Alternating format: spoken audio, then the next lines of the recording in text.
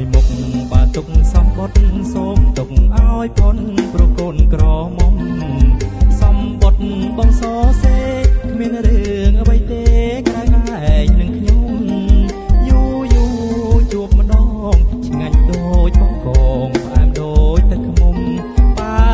កូនក្រមុំមើលហើយគឺចំរឿងវាចង់ដឹង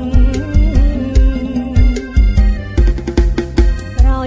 យបបញាសំពត់កុំផ្ញើមិនបិទជាស្អិតអញចឹងបាំងកូនចង់ស្លាប់វាមើលហើយប្រាប់តើបានអូនដឹងសំបត់ស្លឹកសៀវគ្រាន់តែមើលស្រាវដល់សសៃឆ្អឹងសំបុតម្លឹងទៅឲ្យកូនដឹងអញ្ចឹងទៅកើត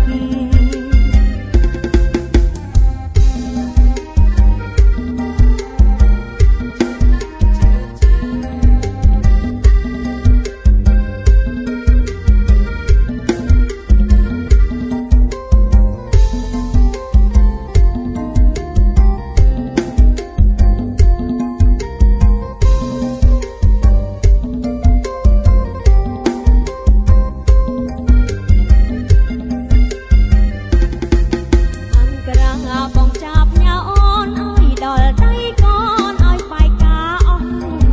រឿងយើងពីរនាក់ជារឿងត្រលាក់ព្រោះរឿងគៀនកង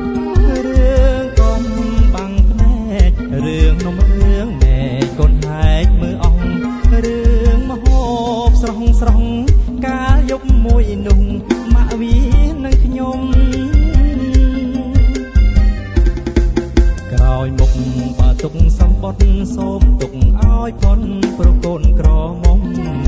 សំបុតបងសរសេរគ្មានរឿងអ្វីទេក្រៅឯងនឹងខ្ញុំយូរជួបម្ដងឆ្ងាញ់ដូចបងកង